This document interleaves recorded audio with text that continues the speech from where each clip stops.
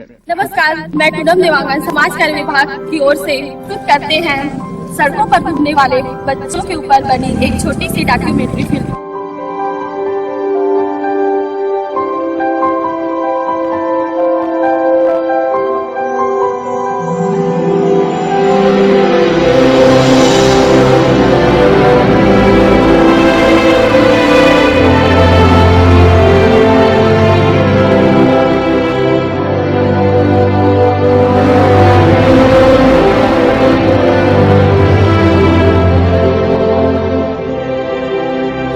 घूमने वाले बच्चे जो देश की भविष्य है, देश का हिस्सा है, आज वो सड़कों पर कचरों के ढेरों में अपनी जिंदगी बिताने के लिए मजबूर है।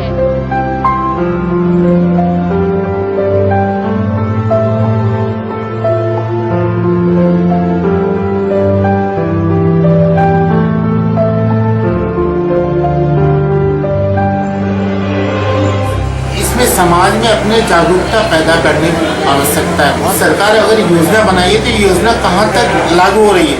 यह सिर्फ एसी रूम तक ही योजना बन के सीमित रह गई है। अगर एसी रूम से भी बाहर निकलेगा तो कहाँ तक पहुँची? और सरकार की जो अधिकारी बैठे हैं, जो अपनी सेवाएं दे रहे हैं सरकार को, वो भी आम जनता के बीच, छत्तीसगढ़ की जनता जागरूकता बनाने के लिए उन्होंने क्या किया?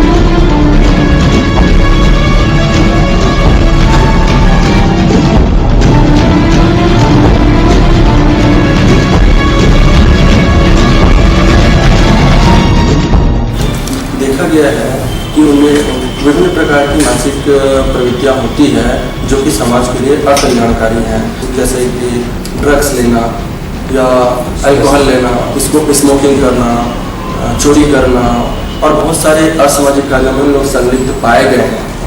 कारण ये हो सकता है कि जो स्ट्रीट चिल्ड्रन हैं उनके खुद के माता पिता नहीं हैं और जिन लोगों ने उनको छोड़ा है रास्तों में, तो उन लोग ऐसे लोगों को फिर फॉलो करने लग जाते हैं। जो असामाजिक प्रवृत्ति वाले बड़े लोग होते हैं उन लोग इन बच्चों का मिसयूज करते हैं, क्योंकि इन लोगों को एक स्वीकृति चाहिए होती है, एक्सेप्टेंस।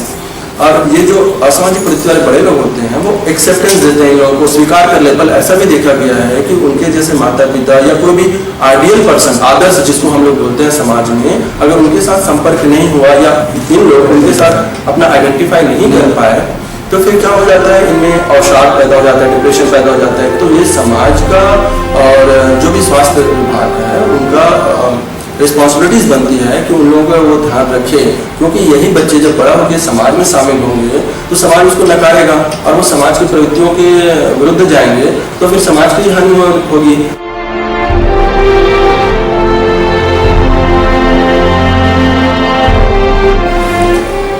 नशा करने से नशा करने वाले बच्चे में कि स्वास्थ्य पर कुप्रभाव पड़ता है।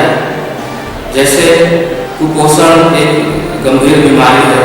जब बच्चा कुपोषण का शिकार हो जाता है तो उसको उसके शरीर में प्रतिरक्षा क्षमता की भी कमी हो जाती है, जिसकी वजह से वह तरह तरह के इन्फेक्शन के शिकार हो जाता है।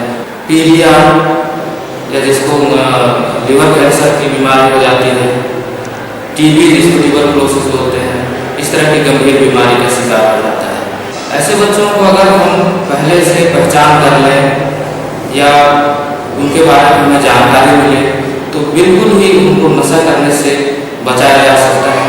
उनको समझाया जा सकता है कि नशे के क्या दुष्प्रभाव होते हैं और नशे के दुष्प्रभाव के क्या क्या बीमारियां होते हैं, उससे उनको बचाया जा सकता है।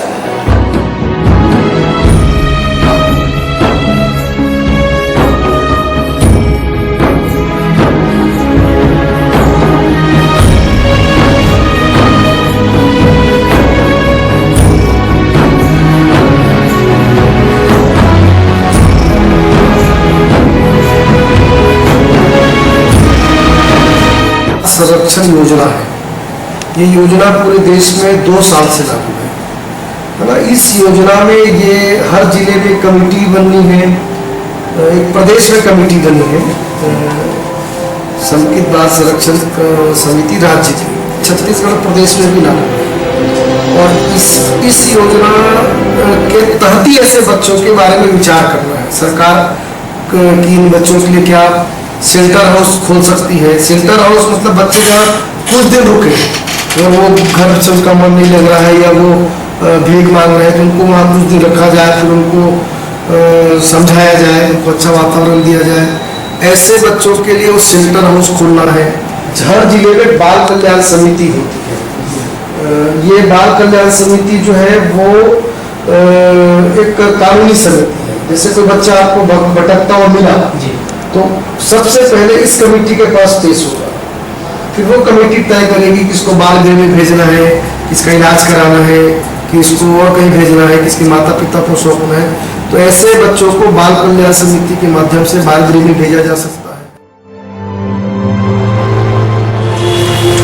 ऐसे बच्चों को समाज में जोड़ने के लिए हमें आगे होना पड़ेगा, समाज को आगे होना पड़ेगा। जब तक हम इन बच्चों को संरक्षण नहीं देंगे तब तक हम देश का भविष्य को सुनिश्चित नहीं कर सकते। बच्चों को संरक्षण देना ही एकमात्र उपाय है। जब तक हम उनको नकारते रहेंगे तब तक हम इन बच्चों के विकास के बारे में सोच सकते, नई समाज के बारे में सोच सकते। सरकार ने बहुत सारी योजनाएं बनाई, लेकिन जब तक उन योजनाओं का सही रूप से क्रियान्वयन नहीं होगा तब तक हम विकास की बात नहीं कर सकते, तब तक हम इन बच्चों की संरक्षण की बात नहीं कर सकते। तो आइए हम सब मिलकर प्रण करें, ऐसे बच्चों को आज से न दुत्कारें बल्कि उनके साथ प्रेम करें, उनके साथ सहानुभूति रहें और समाज की मुख्य धारा के साथ जुड़ने का प्रयास करें ताकि हमारा देश का एवं समाज का सर्वांगीण विकास हो सके